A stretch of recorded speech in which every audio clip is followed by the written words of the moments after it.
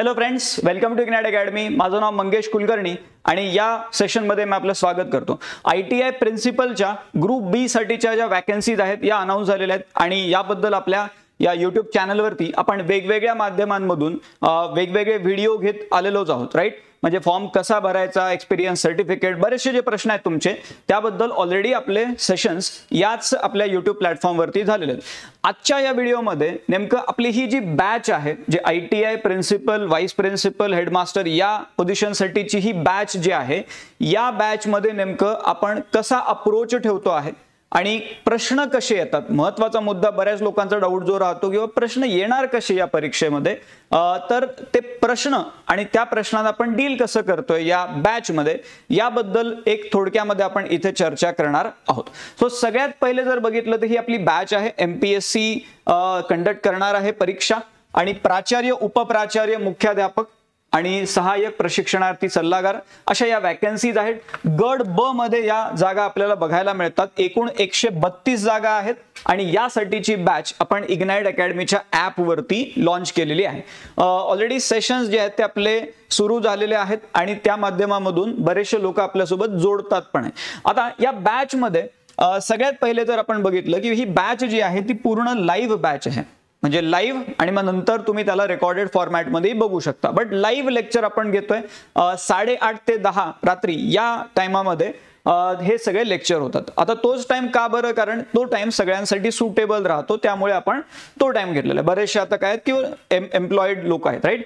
त्यानंतर ह्या ॲप मध्ये तुम्हाला हे जे लेक्चर मिळतील ते अनलिमिटेड तुम्ही त्याला बघू शकता, त्यामध्ये कोणत्याही प्रकारचं एकदाच बघा आणि दोनदाच बघा असं नाही।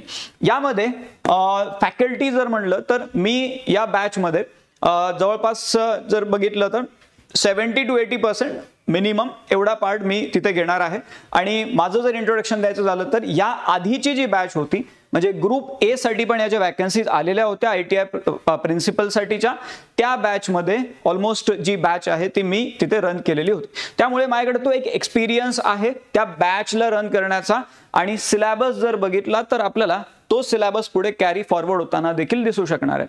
त्यामुळे तो सिलेबस कसा डील करायचा त्याबद्दल मी तुम्हाला त्या बॅच मध्ये पूर्ण व्यवस्थितपणे तिथे गाईड करणार आहे, राईट। सो तो एक भाग झाला। त्यासोबतच मग आपले इग्नाइट मधले इतर फॅकल्टी देखील तुम्हाला वेगवेगळे टॉपिक शिकवायला तिथे येतील। त्यासोबतच इथे आपलं एक हायलाइट काय राहणार या बॅच मधलं की आपण एक पर्टिक्युलर पॅटर्ननी जातोय, ज्यामध्ये तुम्ही जेव्हा एखादं लेक्चर बघताय त्या लेक्चरच्या PDF तुम्हाला ज्या PPT ज्या असतील त्या तुम्हाला तिथे अवेलेबल होतील लेक्चर झाल्यावर लगेच। जसा तो टॉपिक कंप्लीट होईल त्यानंतर त्याच PPTs मधून आपण काय करणार आहे, एक हँडआउट तयार करणार आहे। सेम कंटेंट हँडआउट मध्ये आपण घेणार आहे।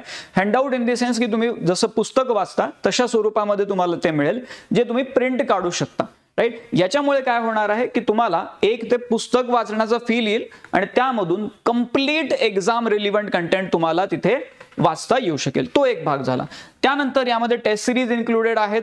त्यासोबतच प्रत्येक चॅप्टर झाल्यावरती आपण एक डेडिकेटेड MCQ सेशन देखील तिथे घेतोय, ज्यामधून तुमचा तो पूर्ण टॉपिक MCQ स्वरूपात देखील रिवाइज करून दिला जाईल। या बॅचची फी इथे दाखवलेली आहे आणि पहिल्या 500 स्टुडंटसाठी आपल्याला 6999 ही फी तिथे आहे आणि हे पहिल्या 500 विद्यार्थ्यांसाठी आपण ही फी आहे। त्यानंतर 10,000 ही फी होणार आहे आणि ही बॅच जी आहे ती आपण ऑलरेडी आता त्याचे लेक्चर सुरू झालेले आहेत, त्यामुळे तुम्ही इग्नाइट अकॅडमीचं ॲप डाउनलोड करा आणि त्यामधून त्या बॅचला लवकरात लवकर जॉईन करून घ्या, ठीक आहे।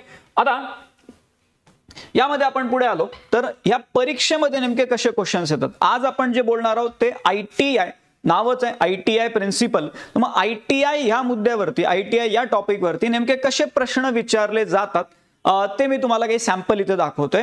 या आधी जर बघितलं आपण तर 2014 मध्ये ITI प्रिन्सिपलची परीक्षा झालेली होती आणि त्या पेपरमध्ये अशा प्रकारचे काही क्वेश्चन आपल्याला दिसतात की ITI जे आहेत ते कशाच्या अंडर येतात, कोणत्या मिनिस्ट्रीच्या अंडर येतात, ठीक आहे। हा एक प्रश्न होता। त्यानंतर त्याच पेपरमध्ये ITIचं मेजर एम काय राहते, कशासाठी बनवलं बा एवढं सगळं आपण, सो त्यावरती प्रश्न विचारला होता 2014 मध्ये। त्यानंतर पुढे आलो आपण त्याच वर्षी 2014 मध्ये industrial training institutes are under which of the following, ठीक आहे। पहिले सिमिलर टाइपचे प्रश्न की कोणत्या मिनिस्ट्रीच्या अंडर आहे आणि त्यानंतर अजून एक त्याच प्रकारचा प्रश्न की कोणत्या पर्टिक्युलर डिपार्टमेंटच्या अंडर आहे ITI, सो तसा प्रश्न आपल्याला दिसला।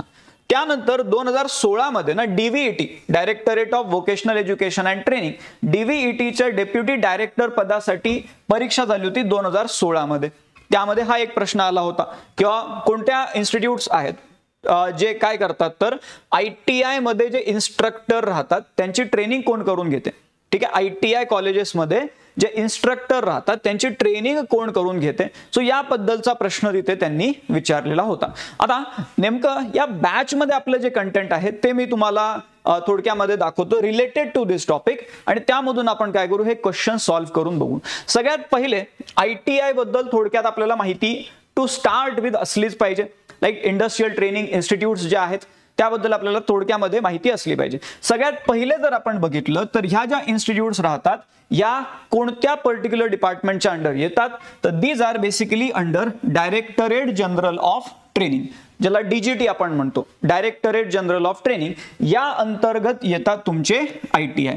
मग हा प्रश्न एक येतो की DGT कोणत्या मिनिस्ट्रीच्या अंडर येते, तर DGT जे राहते ते राहते तुमच्या ministry of skill development and ऑन्टरप्रेन्योरशिपच्या अंडर. ठीक आहे, 2014 मध्ये आपण जी मिनिस्ट्री बनवली ना, मिनिस्ट्री ऑफ स्किल डेव्हलपमेंट, त्या अंतर्गत तुमचे ITI कॉलेजेस तुम्हाला बघायला मिळतात. ठीक आहे, आता ह्या कॉलेजेसमध्ये नेमकं काय केलं जाते ITI कॉलेजेसमध्ये, तर इथे एम्प्लॉयमेंट बेस्ड एज्युकेशन लोकांना प्रोव्हाइड केलं जाते किंवा स्किल बेस्ड एज्युकेशन लोकांना प्रोव्हाइड केलं जाते. मग तुम्ही म्हणाल की स्किल बेस्ड म्हणजे नेमकं काय म्हणावं, तर फॉर एक्झाम्पल आपण म्हणलं की एखादी गोष्ट जी आहे ती तुम्ही शिकताय आणि ती शिकली की लगेच तुमच्या नोकरीमध्ये त्याचा वापर करताय. राईट, मी म्हटलं किंवा लेट्स से मी एखादं मडकं बनवायला घेतलेलं आहे, मडकं कसं बनवायचं मी शिकायलोय, मडकं कसं बनवायचं ते. मग ते मडकं बनवणं मी पूर्ण टेक्निक समजून घेतली आणि डायरेक्टली मी मडके बनवणं चालू केलेलं. राईट, किंवा मी म्हटलं की मला पेंटिंग, पुढे जाऊन पेंटर व्हायचंय, मला मी पेंटिंग करणं शिकावलंय आणि डायरेक्ट पेंटर होऊन झालं. सो इन दॅट केस मी आत्ता जे शिकतोय त्याचा डायरेक्ट रिलिव्हन्स आहे माझ्या एम्प्लॉयमेंट सोबत. सो त्या प्रकारचं जे एक एज्युकेशन आहे ते या ITI मधून तुम्हाला मिळते. त्याला आपण एकदम साध्या भाषेमध्ये म्हटलं तर these are basically your vocational training institute. Vocational या शब्दाचा अर्थ बेसिकली होतो किंवा हे अशा प्रकारची ट्रेनिंग आहे जी तुमच्या एम्प्लॉयमेंट बेस्ड आहे किंवा स्किल बेस्ड ट्रेनिंग आहे, त्याला आपण वोकेशनल ट्रेनिंग म्हणतो. So we can say that this ITI is nothing but vocational training institute, जे बेसिकली कोण गव्हर्नमेंट बनवते.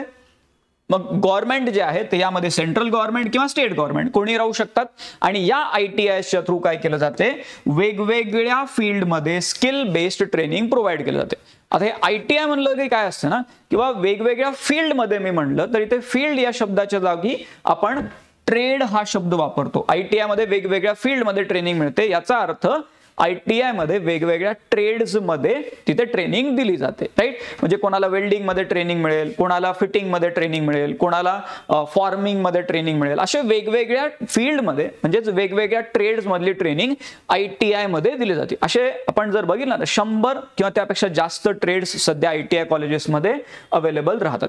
ठीक आहे, आता याला एस्टॅब्लिश करते सेंट्रल किंवा स्टेट गव्हर्नमेंट. बरेचसे लोक म्हणणार सर प्रायव्हेट ITI पण तर असतात, पण एस्टॅब्लिश गव्हर्नमेंट थ्रू होत आहेत किंवा गव्हर्नमेंटच्या योजनांच्या थ्रू आपण त्याला बेसिकली एस्टॅब्लिश करतोय. But there are like under this entire programme there are a lot of private ITIs also, like government ITI आणि प्रायव्हेट ITI, असे दोन्ही प्रकारे ITI आपल्याला बघायला मिळतात. पण योजना सरकारची आहे त्यामुळे आपण तिथे तसं म्हणतोय. आता एम काय राहतो, मग ह्यामधून काय करायचंय, ITI कॉलेजेस जे बनवले जातात, आता हा प्रश्न जो सुरुवातीला आला होता तो डील होऊन जाईल याच्यातून.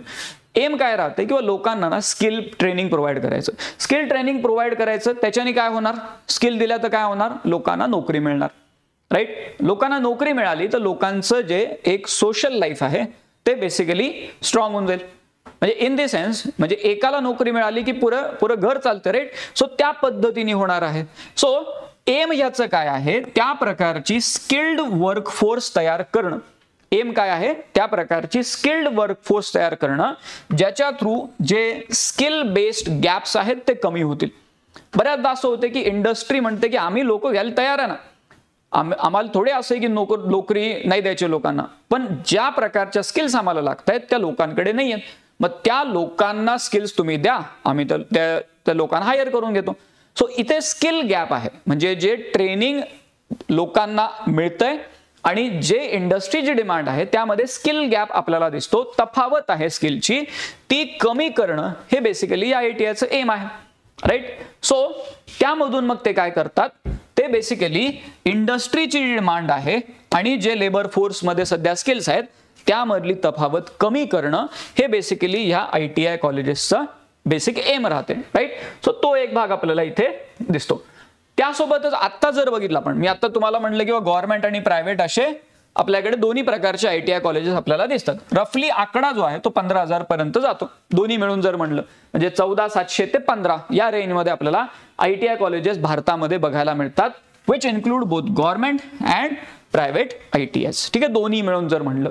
आता याच्यामध्ये वेगवेगळे ट्रेड राहतात, जसं उदाहरण आपण आता बोललोच, किंवा mechanic, electrician, fitter, welder, right, draughtsman, हे वेगवेगळ्या प्रकारचे ट्रेड्स राहतात. तुम्हाला जे पाहिजे त्या पद्धतीने तुम्ही तिथे ऍडमिशन्स घेऊ शकता, राईट. आणि हे ऍडमिशन्स जे आहेत ते मग बेसिकली काय होते, किंवा कोर्सेस, वेगवेगळे कोर्सेस राहतात. काही कोर्सेस 1 वर्षाचे राहतात, म्हणजे 1 वर्ष तुम्ही करा तो कोर्स, त्यानंतर डायरेक्टली तुम्ही एम्प्लॉयमेंटसाठी तयार आहात. किंवा 2 वर्षाचे कोर्स राहतात, हे जनरल आपण बोलतो. ड्युरेशन 1 वर्ष 2 वर्ष अशा प्रकारचे आपल्याला दिसतात. काही कोर्सेस जे आहेत त्याची एलिजिबिलिटी राहते 8वी पास, काही जे आहेत त्याची एलिजिबिलिटी राहते 10वी pass, right, depends, right. So इथे जर बघितलं तर ही इथे ड्युरेशन जे आहे या ITIचं 1 वर्ष ते 2 वर्ष या रेंजमध्ये आपल्याला दिसणार आहे. आणि या पूर्ण स्कीमला म्हणजे ITI जे आपण म्हणतो इंडस्ट्रियल ट्रेनिंग इन्स्टिट्यूट्स, यांना चालवणारी एक सरकारी योजना जी आहे त्याचं नाव आपल्याला विचारलं जाऊ शकते, ते म्हणजे काय तर क्राफ्ट्समॅन ट्रेनिंग स्कीम, ज्याला आपण CTS म्हणतो, क्राफ्ट्समॅन ट्रेनिंग स्कीम. आणि या CTS च्या अंडर पूर्णपणे ITI जे आहेत ते बेसिकली तयार झालेले होते. आणि वेगळ्या भाषेत जर बोलायचं झालं तर ही जी ट्रेनिंग आपण जे म्हणतोय व्होकेशनल ट्रेनिंग जे आहे ती बेसिकली या क्राफ्ट्समॅन ट्रेनिंग स्कीमच्या अंडर या विद्यार्थ्यांना प्रोव्हाइड केली जाते. ठीक आहे, तो एक भाग आपल्याला इथे दिसतो. त्यानंतर पुढचा मुद्दा यामध्ये एक महत्त्वाचा येतो, किंवा ITI म्हणल्यावरती नेमकं कशा पद्धतीने हा फ्लो चालतो. म्हणजे एखाद्याने ऍडमिशन घेतली बाय ITI कॉलेजमध्ये, ऍडमिशन घेतल्याच्या नंतर अल्टिमेटली त्याला नोकरी लागेपर्यंत काय काय प्रोसेसेस राहतात, हा एक सिंपलसा पॉइंट आपल्याला इथे बघायचा आहे. किंवा ऍडमिशन घेतली आणि आता नोकरी लागेपर्यंत कोणत्या कोणत्या स्टेप्स त्यामध्ये आपल्याला दिसतात. सगळ्यात पहिले जर आपण बघितलं तर आपल्याला इथे काय दिसते, किंवा 8वी पास असणारा किंवा 10वी पास असणारा एखादा विद्यार्थी, त्यांनी काय केलं, त्याच्या मार्काच्या आधारावरती 8वी मध्ये जे मार्क असतील किंवा 10वी मध्ये त्याच्या आधारावरती त्यांनी काय केलं, ITI मध्ये ऍडमिशन घेतली. आपण आत्ताच बोललो की 1 वर्षाचा कोर्स राहू शकतो किंवा 2 वर्षाचा. सो त्यांनी काय केलं, ऍडमिशन घेतली 1 किंवा 2 वर्षावाला एखादा ITIच्या कोर्समध्ये, पूर्ण व्यवस्थित सिन्सिअरली 1 वर्ष किंवा 2 वर्ष जे काही असेल तो कोर्स त्यांनी कंप्लीट केला. कोर्स कंप्लीट केल्याच्या नंतर आता त्याला द्यावं लागते परीक्षा. परीक्षा कोणती द्यावी लागते, परीक्षेचं नाव राहते ऑल इंडिया ट्रेड टेस्ट, काय म्हणतात AITT, all India trade test. ही परीक्षा पास झाल्याच्या नंतर, परीक्षा पास झाल्याच्या नंतर त्याला मिळत असते एक सर्टिफिकेट. त्या सर्टिफिकेटला काय म्हणतात, नॅशनल ट्रेड सर्टिफिकेट, NTC म्हणजे काय, नॅशनल ट्रेड सर्टिफिकेट. आणि ते सर्टिफिकेट बेसिकली एक इम्पॉर्टंट डॉक्युमेंट होऊन जाते त्या व्यक्तीकडे, ज्याचा वापर करून तो काय करू शकतो, वेगवेगळ्या ठिकाणी नोकरीसाठी बेसिकली ट्राय करू शकतो. सो NTC जे राहते, NTC this is that recognised qualification for the purpose of recruitment to various government post also. म्हणजे याच्याने प्रायव्हेट मध्ये जॉब तर तो तयार होतोच आहे, पण त्यासोबतच NTC जर असेल तर हे क्वालिफिकेशन म्हणून बघितलं जाते याच्याकडे. किंवा तुम्हाला जर सेंट्रल गव्हर्नमेंट म्हणा किंवा स्टेट गव्हर्नमेंट म्हणा, तिथे जर एका विशिष्ट पदांसाठी तुम्हाला अप्लाय करायचं असेल तर ते म्हणतात की तुमच्याकडे NTC आहे का, म्हणजे क्वालिफिकेशन म्हणून त्याला बघितलं जाते. So that is the value of this certificate. आणि हे सर्टिफिकेट मिळाल्यानंतर त्या व्यक्तीला नोकरी मिळण्याची जे एक चान्सेस आपण त्याला जे म्हणतोय ते तिथे वाढताना आपल्याला दिसतात. ठीक आहे, आता ITIचं पर्पज काय त्याबद्दल आपण बोललो, कसं तयार झालं त्याबद्दल आपण बोललो, त्यानंतर ITI मध्ये कोणते कोणते ट्रेड राहतात त्याबद्दलची थोडक्यात माहिती, ड्युरेशन कसं राहते, लाईफ सायकल कसं आहे ITIची, त्या सगळ्या गोष्टी आपण बघितल्या.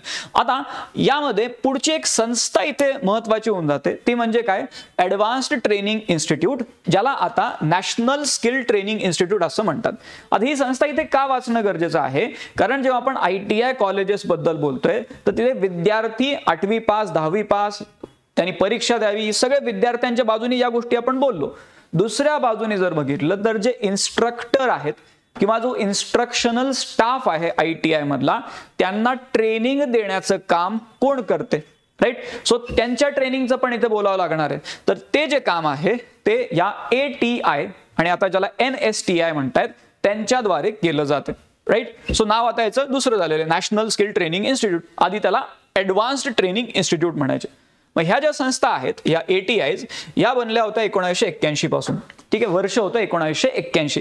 आणि त्या एक प्रकारच्या टेक्निकल इन्स्टिट्यूट्स आहेत ज्या अगेन तुमच्या डायरेक्टरेट जनरल ऑफ ट्रेनिंगच्या अंडर येतात, which is part of your Ministry of Skill Development and Entrepreneurship. ठीक आहे, DGTच्या अंडर या संस्था आपल्याला दिसतात.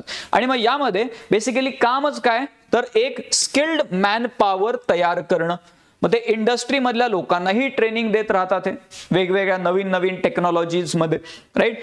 त्यासोबतच ते काय करतात, जो इन्स्ट्रक्शनल स्टाफ आहे म्हणजे ITI मध्ये समजा आपण म्हणलं इन्स्ट्रक्टर्स जे आहेत त्यांना देखील ते काय करतात, इंडस्ट्रियल ट्रेनिंग इन्स्टिट्यूट मधल्या इन्स्ट्रक्शनल स्टाफला ते ट्रेनिंग प्रोव्हाइड करतात. म्हणजे ATIचं काम ते राहते, इन्स्ट्रक्टर्सला ट्रेनिंग प्रोव्हाइड करणं. आणि त्यासोबतच बाकी जे वेगवेगळे इंडस्ट्री मधले लोक आहेत त्यांना वेळेनुसार नवीन नवीन गोष्टींमध्ये स्किल्स ते प्रोव्हाइड करत राहतात, त्यांच्या स्किल्सला ते अपग्रेड करत राहतात. ठीक आहे, हे साधारण काम राहते या ATIचं.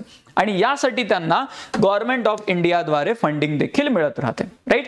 सो असा हा पूर्ण भाग आपल्याला इथे दिसतो related to this entire ITI thing. ठीक आहे, again this is just sample. आता यामध्ये जर बघितलं आता आपण ज्या काही गोष्टींबद्दल चर्चा केली त्या आधारावरती जर आपण हे प्रश्न जर बघितले तर आपल्याला याचे सरळ सरळ उत्तर, काही स्ट्रेट फॉरवर्ड क्वेश्चन राहतात, त्यासोबतच काही प्रश्न जे आहेत ते थोडेसे अप्लाइड बेस्ड राहतात. त्यामुळे दोन्ही प्रश्न इथे आपण डील करून बघू. सगळ्यात पहिला प्रश्न काय होता बघा, ITI प्रिन्सिपल 2014 काय होतं, ITI फॉल अंडर. पहिला मिनिस्ट्री ऑफ रूरल डेव्हलपमेंट, दुसरा आहे ministry of human resource development, तिसरा आहे ministry of labour and employment आणि चौथा आहे मिनिस्ट्री ऑफ फायनान्स. मग तुम्ही म्हणाल सर तुम्ही तर मिनिस्ट्री ऑफ स्किल डेव्हलपमेंट म्हणले, पण हा प्रश्न जेव्हा विचारला होता 2014 मध्ये तोपर्यंत मिनिस्ट्री ऑफ स्किल डेव्हलपमेंट बनलंच नव्हतं.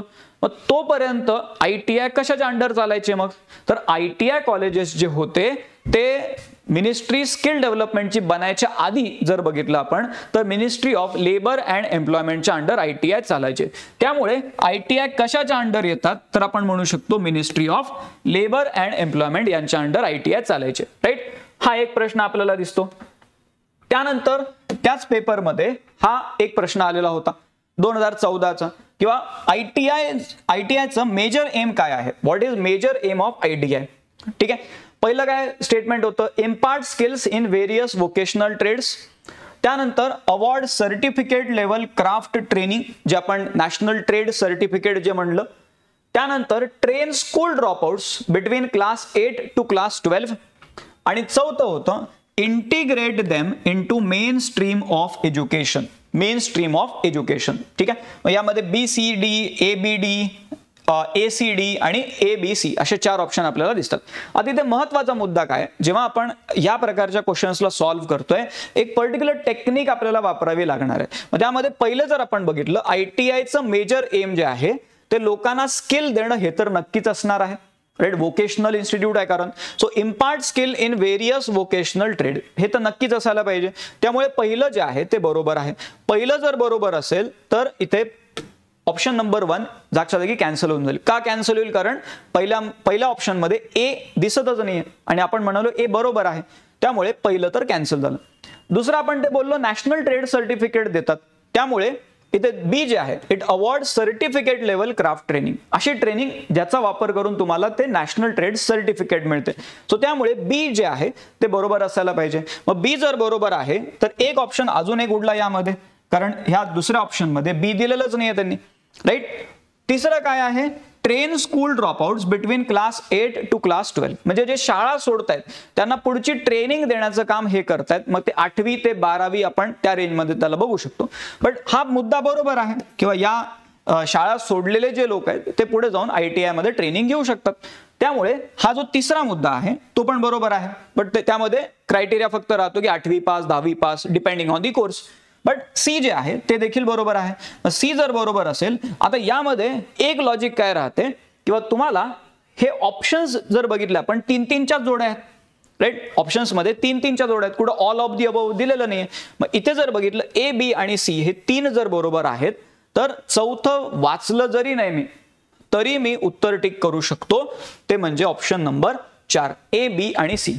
ठीक आहे, इथपर्यंत उत्तर तर आपल्या हातात आलं. आणि चौथं काय होतं, integrate them into mainstream of education. मग मुख्य धारा जी आहे शिक्षणाची, म्हणजे आपण म्हणतो पहिली ते 10वी झालं, मग 11वी 12वी केलं, मग डिग्री केली, मग हायर एज्युकेशनला गेलो, this is the mainstream education.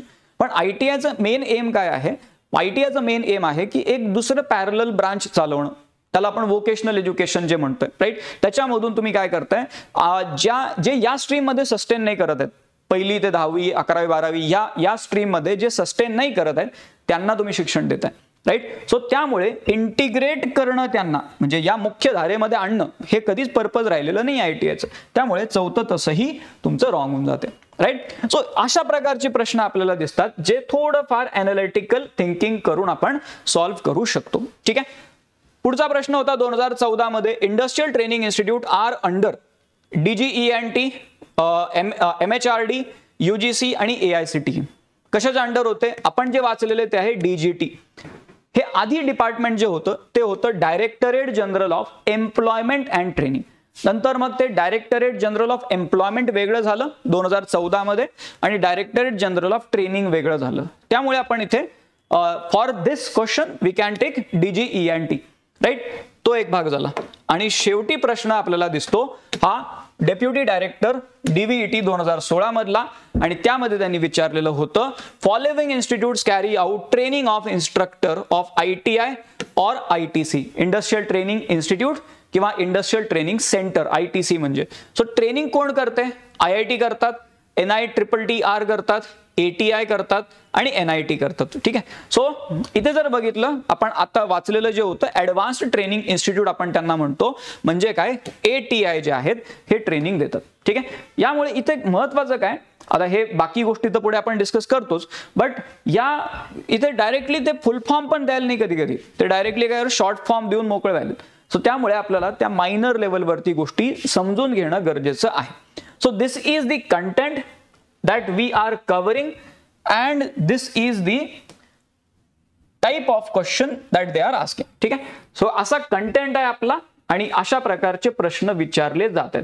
त्यामुळे एक प्रॉपर अप्रोच असणं गरजेचं आहे. आपण असंही बघून चालत नाही की सिलेबस जो आहे तो एक जनरल लेवलचा सिलेबस आहे, बट नो, हा सिलेबस जो आहे त्याचे स्वतःचे काही स्पेसिफिक आस्पेक्ट्स आहेत जे आपल्याला समजून घेणं गरजेचं आहे.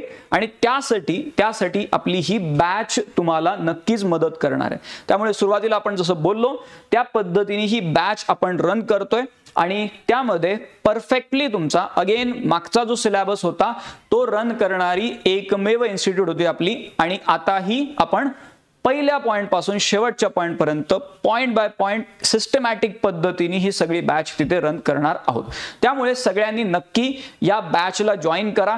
यासाठी तुम्ही इग्नाइट अकॅडमीचं जे ॲप आहे ते डाउनलोड करून घ्या आणि त्यामधून तुम्ही ह्या बॅचला जॉईन करून घेऊ शकता. ठीक आहे. या व्हिडिओच्या डिस्क्रिप्शन मध्ये बाकी त्याचे लिंक्स वगैरे दिलेले असतील, तिथून तुम्ही ॲप डाउनलोड करून लगेच हे जी बॅच आहे ही जॉईन करून ठेवा. ठीक आहे. सो आपण भेटू आपल्या बॅच मध्ये. थांबू आपण आता इथे. Thank you very much.